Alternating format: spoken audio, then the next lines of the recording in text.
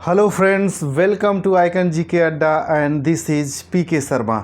दोस्तों, जैसा कि आप लोगों को पता है कि हम लोग आरआरबी आरपीएफ कांस्टेबल का प्रीवियस ईयर का पेपर देख रहे हैं। तो दोस्तों, आज जो हमारा पेपर है ये आपका 24 जनवरी 2019 को हुआ था और ये तृतीय पाली का है दोस्तों, और ये सेट नंबर 15 है। तो दोस्तों, इसके पहले 14 सेट जो हैं इनके सॉल्व दिए जा चुके हैं आइकन जी के अड्डा चैनल पे, आप जा कर के उन्हें देख लीजिए। और दोस्तों, जो लोग चैनल पे नए आए हुए हैं चैनल को सब्सक्राइब कर लें ताकि उन्हें समय से वीडियोज मिलता रहे। और दोस्तों, अगर वीडियोज अच्छा लगता है तो इसे लाइक भी करिए और शेयर भी करिए ताकि ज़्यादा से ज़्यादा लोग इसका लाभ उठा सकें। ठीक है दोस्तों, तो हम आते हैं अपने पहले क्वेश्चन पे। हमारा पहला ही क्वेश्चन है दोस्तों, अर्थशास्त्र के क्षेत्र में किस वस्तु का प्रयोग जोखिम को कम करने के लिए किया जाता है?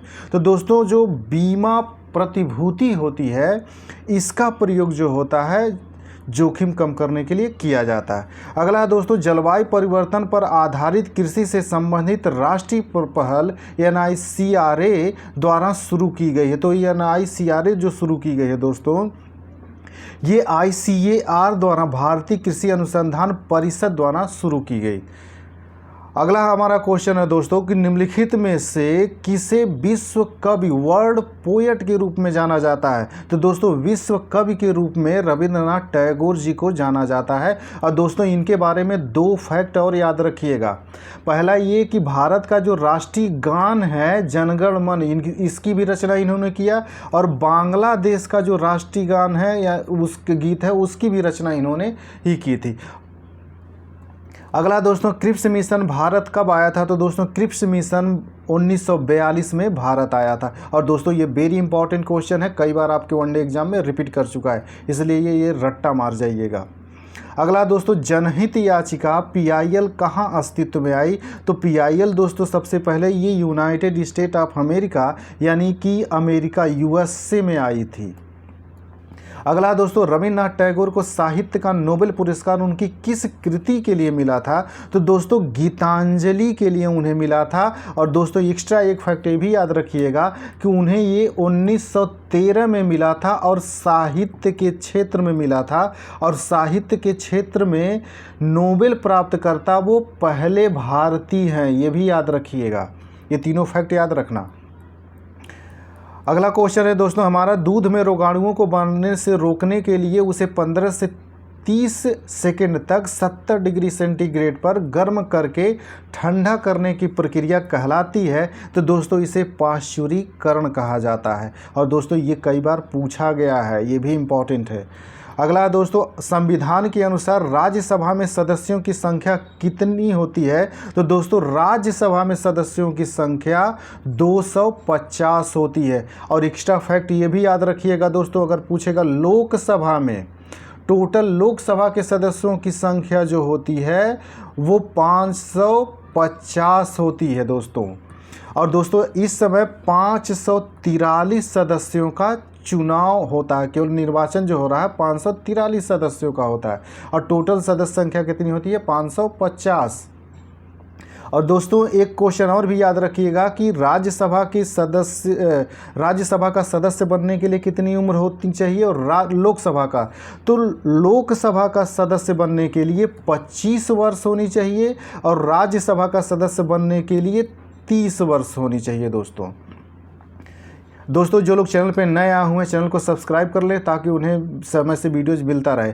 और दोस्तों, आपको लूसेंट के जितने भी टॉपिक हैं सारे टॉपिक से संबंधित वीडियोज दिए जा रहे हैं, आप उन्हें जा कर के देख लीजिए। और अपने जो GK का क्वेश्चन है दोस्तों इसको और तैयार कर लीजिए। और विविध की टोटल कंप्लीट हो चुकी है, उसका प्लेलिस्ट दे दिया गया है, आप जा कर के वहाँ देख लीजिए और चैनल को सब्सक्राइब कर लीजिए।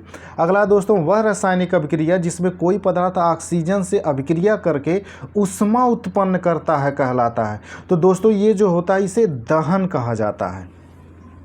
अगला दोस्तों, उत्पादन या वितरण द्वारा वस्तु के मूल्य वर्धन के प्रत्येक चरण में एकत्रित के रूप में जाना जाता है? तो दोस्तों, ये मूल्य वर्धित कर के रूप में जाना जाता है, जिसका शॉर्ट फॉर्म आप लोग वैट पढ़े होंगे, वैल्यू एडेड टैक्स। अगला वर्ष 1947 में न्यायिक सक्रियता का शब्द किसने गढ़ा था? तो न्यायिक सक्रियता का शब्द पहली जो गढ़ा था आर्थर श्लेजिंगर ने गढ़ा था। और दोस्तों ये रिपीट किया हुआ आपके वनडे में क्वेश्चन है, ये इंपॉर्टेंट है और आगे भी कभी न कभी रिपीट करेगा। अगला दोस्तों, निम्नलिखित में से कौन एक अंतःस्रावी ग्रंथि है? तो दोस्तों इसमें जो पीयूष ग्रंथि होती है, जिसे इंग्लिश में पिट्यूटरी ग्लैंड बोला जाता है, ये अंतःस्रावी ग्रंथि है। और दोस्तों इसके बारे में एक एक्स्ट्रा फैक्ट याद रखिएगा, इसे मास्टर ग्लैंड भी कहते हैं, यानी मास्टर ग्रंथ भी कहते हैं, क्योंकि ये बाकी जो ग्रंथियाँ होती हैं उनका नियंत्रण करती है, इसलिए इसे मास्टर ग्लैंड बोला जाता है। अगला है दोस्तों, गुर्दे में निर्मित छोटी पथरी को बारीक कणों में तोड़ने के लिए निम्नलिखित में से किस विधि का उपयोग किया जाता है? तो दोस्तों इसके लिए अल्ट्रासाउंड विधि का प्रयोग किया जाता है, अल्ट्रासाउंड विधि। अगला है दोस्तों, इसमें स्टॉक एक्सचेंज का एक पंजीकृत सदस्य जो अपने ग्राहक की ओर से शेयर या प्रतिभूतियां खरीदता है या बेचता है और लेन देन के लिए सकल मूल्य पर कमीशन लेता है कहलाता है, तो वो कमीशन ब्रोकर होता है, जिसे सामान्य भाषा में हमेशा ब्रोकर कहा जाता है दोस्तों। अगला दोस्तों, निम्नलिखित में से कौन बॉक्सिंग से संबंधित है? तो दोस्तों बॉक्सिंग से संबंधित ये IBA है। और दोस्तों याद रखिएगा, ये फीफा जो है ये फुटबॉल का संगठन है, फुटबॉल का। ये दोनों फैक्ट याद रखिएगा दोस्तों। जो लोग चैनल पर नए आए हैं चैनल को सब्सक्राइब कर लें, और दोस्तों अगर वीडियो अच्छा लगता है तो इसे लाइक भी करिए और शेयर भी करिए, ताकि ज़्यादा से ज़्यादा लोग इसका लाभ उठा सकें। अगला दोस्तों, सुल्तान अजलन शाह कप निम्नलिखित में से किस खेल से संबंधित है? तो दोस्तों सुल्तान अजलन शाह कप जो है ये हॉकी से संबंधित है। और दोस्तों ये कई बार आपके एग्जाम में रिपीट कर चुका है। और दोस्तों इसके लिए एक्स्ट्रा फैक्ट याद रखिएगा कि सुल्तान अजलन शाह जो कप होता है ये हॉकी से तो संबंधित है, लेकिन ये मलेशिया में होता है। किस देश में होता है? मलेशिया में। और आपसे ये भी पूछा गया। और सुल्तान अजलन शाह कप देता कौन है? तो जो मलेशिया की सरकार होती है वो प्रदान करती है, तो ये मलेशिया में होता है और इस कप को प्रदान करती है मलेशिया सरकार। दोनों क्वेश्चन पूछा गया, इसलिए याद रखिएगा। भारत के आंतरिक क्षेत्रों में जलवायु के चरम का अनुभव होता है। तो दोस्तों चरम का अनुभव होने का कारण ये होता है कि सागर से दूरी के कारण, सागर से जैसे जैसे दूर होते चले जाते हैं तो किसी भी महाद्वीप के आंतरिक भाग में दोस्तों हमें जलवायु का चरम अनुभव होता है। अगला है दोस्तों, वर्ष 1759 में अहमद शाह अब्दाली किससे बदला लेने के लिए भारत लौटा था? तो दोस्तों मराठों से बदला लेने के लिए लौटा था, क्योंकि 1759 में जब ये आया था तो इसी के बाद दोस्तों आपको पता होगा कि 1761 में पानीपत का तृतीय युद्ध हुआ था, जिसमें अहमद शाह अब्दाली ने मराठों को पराजित किया था। तो दोस्तों एक चीज़ याद रखिएगा कि वही इसके बाद तृतीय युद्ध हुआ था, मराठों को इसने पराजित किया था।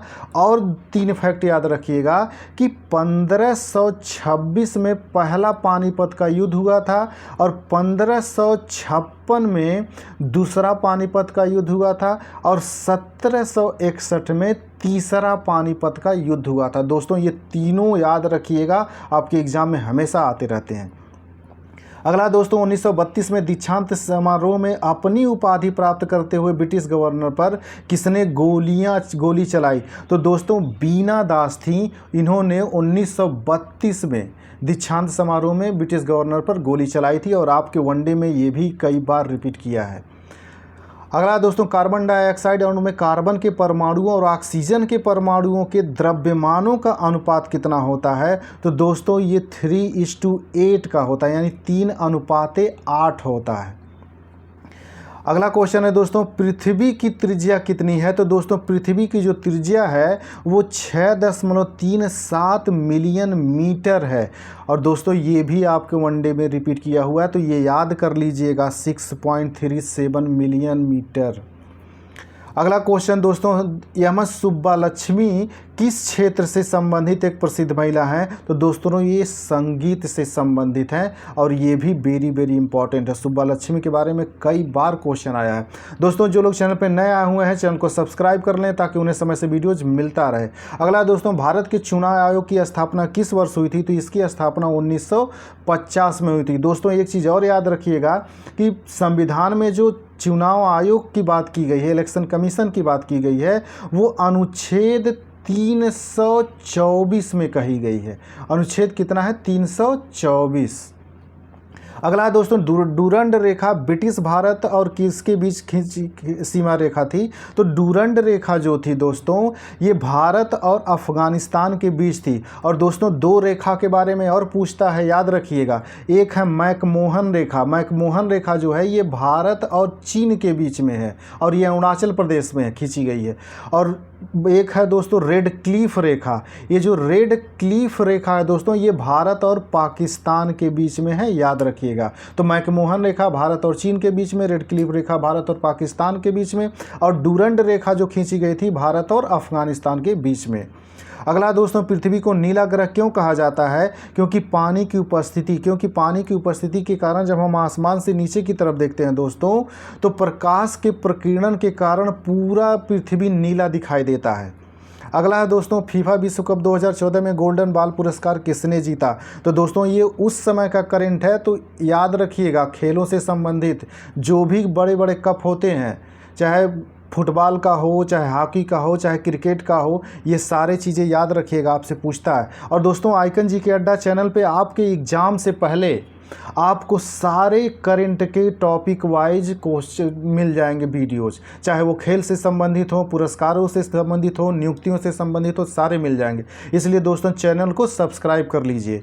अगला दोस्तों स्वतंत्रता पूर्व भारत के शक्तिशाली जमींदारों के लिए किस शब्द का प्रयोग किया जाता था? तो दोस्तों उनके लिए राजा शब्द का प्रयोग किया जाता था। अगला दोस्तों लोकसभा को किस रूप में भी जाना जाता है? तो दोस्तों लोकसभा को जनता का सदन के रूप में जाना जाता है। और दोस्तों एक एक्स्ट्रा फैक्ट याद रखिएगा कि राज्यसभा को उच्च सदन के रूप में भी जाना जाता है। लोकसभा को जनता का सदन और राज्यसभा को उच्च सदन के रूप में जाना जाता है। और दोस्तों अगला क्वेश्चन है इंडोनेशिया की मुद्रा है। तो दोस्तों इंडोनेशिया की मुद्रा इंडोनेशिया रुपया है। और दोस्तों आइकन जी के अड्डा चैनल पे एक वीडियोज पड़ा होगा जो राजधानी और मुद्रा से संबंधित है, आप उसे देख लेंगे तो ये सब जितने क्वेश्चन हैं कि राजधानी और मुद्रा ये सारे वहाँ पे आपको मिल जाएंगे। और आपके एग्ज़ाम में जो मैंने उसमें दे दिया है दोस्तों, मुझे नहीं लगता कि उससे बाहर जाएगा। और अगर बाहर जाएगा तो जो मैं प्रैक्टिस सेट आपको कराऊंगा उसमें वो सारे क्वेश्चन मिल जाएंगे। तो चैनल को सब्सक्राइब कर लीजिए। अगला है दोस्तों हमारा मानव की आंख में प्रवेश करने वाले प्रकाश की मात्रा को नियंत्रित करता है। तो दोस्तों आइरिस जो होती है यही मानव के आंख में प्रवेश करने वाली प्रकाश की मात्रा को नियंत्रित करती है। अगला है दोस्तों एक चीज़ और याद रखिएगा दोस्तों कि जैसे कभी कभी ये पूछ लेता है कि कुछ लोगों के आँख का जैसे दूसरे एक आँख के बदले दूसरी आँख जो लगाई जाती है, जो ट्रांसप्लांट किया जाता है आँख में, तो उसमें पूरा कार्निया को ही ट्रांसप्लांट किया जाता है। अगला दोस्तों निम्नलिखित में से कौन सा राज्य भारत का सबसे बड़ा मांस उत्पादक राज्य है? तो दोस्तों ये उस समय का क्वेश्चन था, तो उस समय उत्तर प्रदेश था। और दोस्तों आपको उत्पादन से संबंधित विश्व स्तर पे और राष्ट्रीय स्तर पे एक वीडियोज मिल जाएगा, लेकिन ये तभी आपको दूंगा मैं जब आपका एग्ज़ाम होने वाला होगा, क्योंकि ये डेटा बीच में बदलते रहते हैं दोस्तों। अगर अभी मैं दे दूंगा तो हो सकता है उसमें से कई डेटा बदल जाए और आप वही रट्टा मारे रहेंगे, जाके गलत करके चले आएंगे। इसीलिए मैं इसका वीडियोज तब दूंगा जब आपका एग्ज़ाम होने वाला रहेगा, चाहे वो आप रेलवे का दे रहे हो, आरआरबी का, या फिर चाहे यूपी कांस्टेबल का दे रहे हो, दोनों लोगों के लिए। अगला दोस्तों 2018 में शीतकालीन ओलंपिक खेलों का आयोजन निम्नलिखित में से किस स्थान पर हुआ? दोस्तों ये करंट का क्वेश्चन था, तो याद रखिएगा खेलों से संबंधित बड़े बड़े खेल, चाहे वो ओलंपिक हो, चाहे राष्ट्रमंडल खेल हो, चाहे शीतकालीन ओलंपिक हो, ग्रीष्मकालीन ओलंपिक हो, ये कहाँ कहाँ हुए हैं और इसमें पहला स्थान कौन पाया है और भारत का कौन सा स्थान है और कितना ये अवार्ड पाया है, ये भी याद रखिएगा, आपसे पूछा जाता है। हालांकि आपको आइकन जी के अड्डा चैनल पे ये सारे वीडियोज मिल जाएंगे करंट में। अगला दोस्तों अंतर्राष्ट्रीय ओलंपिक समिति की पहली भारतीय महिला सदस्य कौन बनी है? तो दोस्तों बनी थी उस समय नीता अंबानी। ये वही नीता अंबानी है दोस्तों, मुकेश अंबानी जी की पत्नी। अगला है दोस्तों भारतीय राष्ट्रीय कांग्रेस के अधिवेशन की अध्यक्षता करने वाली पहली भारतीय महिला कौन थी? दोस्तों शब्द ध्यान दीजिएगा क्वेश्चन पे, पहली भारतीय महिला, पहली महिला नहीं पूछ रहा, भारतीय महिला। तो पहली भारतीय महिला जो थी सरोजनी नायडू थी और ये 1924 के अधिवेशन में 1925 में 1925 का जो कानपुर का अधिवेशन था, इसकी अध्यक्षता इन्होंने किया था। दोस्तों यूपी पुलिस का जो एग्ज़ाम दे रहे हैं, इसको रट्टा मार जाएंगे कि सरोजिनी नायडू ही पहली भारतीय महिला कांग्रेस की अध्यक्ष थी और इनका जो है 1925 के कानपुर अधिवेशन की इन्होंने अध्यक्षता की थी। कि ये कानपुर में हुआ था, इसलिए इम्पॉर्टेंट हो गया। और अगर ये पूछता कि पहली महिला अध्यक्ष कौन थी, तो पहली महिला जो अध्यक्ष थी दोस्तों, ये एनी बेसेंट थी। और ये जो एनी बेसेंट थी, ये 1917 में ये कांग्रेस की अध्यक्ष बनी थी। अगला दोस्तों, निम्नलिखित में से कौन सा क्षेत्र दक्षिण भारत के खाद्यान्न के रूप में जाना जाता है? तो दोस्तों कावेरी डेल्टा जो है दक्षिण भारत के खाद्यान्न के रूप में जाना जाता है, क्योंकि सबसे ज़्यादा इसी वाले क्षेत्र में प्रोडक्शन होता है। दोस्तों जो लोग चैनल पर नए आए हुए, चैनल को सब्सक्राइब कर लें ताकि उन्हें समय से वीडियोज मिलता रहे। अगला दोस्तों, खार्तूम नदी के किनारे स्थित है। तो दोस्तों खार्तूम नदी के किनारे जो स्थित है वो नील नदी के किनारे है। और खार्तूम जो है दोस्तों, ये जॉर्डन देश की राजधानी है। दोस्तों मेरा वीडियोस थोड़ा सा बाकी की अपेक्षा बड़ा हो जाता है, क्योंकि मैं आपको एक्स्ट्रा फैक्ट भी बताते चलता हूँ, इसलिए घबराइएगा मत, 2-3 मिनट ही ज़्यादा होगा। अगला दोस्तों, भारत में उत्पादित रेशम का अधिकांश प्रकार है। तो दोस्तों शहतूत प्रकार के रेशम का उत्पादन भारत में ज़्यादा होता है। और सबसे ज़्यादा रेशम का उत्पादन भारत में होता है दोस्तों कर्नाटक में। जब भी पूछे रेशम का उत्पादन भारत में कहाँ सबसे ज़्यादा होता है, तो आंख बंद करके कर्नाटक लगा दीजिएगा, 2/3 अकेले ही करता है। अगला दोस्तों, चंडीगढ़ शहर का वास्तुकार निम्नलिखित में से कौन था? तो चंडीगढ़ का वास्तुकार दोस्तों कार्बूसियर था। अगला क्वेश्चन है दोस्तों हमारा, राज्यसभा का सदस्य बनने के लिए आयु कितनी न्यूनतम है? तो देखो राज्यसभा का सदस्य बनने के लिए तो 30 वर्ष होता है, लेकिन लोकसभा का बनने के लिए दोस्तों 25 वर्ष होता है, याद रखिएगा। और 35 वर्ष की आयु जो होता है, ये राष्ट्रपति के लिए भी होता है और राज्यपाल के लिए भी होता है। अगला दोस्तों, उपभोक्ता संरक्षण अधिनियम कोपरा वर्ष में शुरू किया गया। तो ये पूछ रहा है दोस्तों कोपरा शुरू कब किया गया था? तो ये 1986 में शुरू किया गया था। अगला दोस्तों, अंगोरा, अल्पाइन और न्यूबियन प्रकार के उदाहरण हैं। तो दोस्तों ये बकरी की नस्ल हैं। अगला दोस्तों, पदार्थ का मूल रूप जिसे रासायनिक अभिक्रियाओं द्वारा सरल पदार्थों में नहीं तोड़ा जा सकता कहलाता है दोस्तों, वो तत्व होता है। अगला दोस्तों, भारत में जनहित याचिका की अवधारणा की प्रेरणा कौन थे? तो दोस्तों भारत में जनहित याचिका की प्रेरणा के स्रोत जो माने जाते हैं, वो जस्टिस BR कृष्ण अय्यर और PN भगवती थे। दोस्तों ये नाम याद रखिएगा, आपके एग्जाम में कई बार रिपीट किया गया है। अगला दोस्तों, भारत के राष्ट्रपति के पद का कार्यकाल कितना होता है? तो राष्ट्रपति के पद का कार्यकाल 5 वर्ष होता है।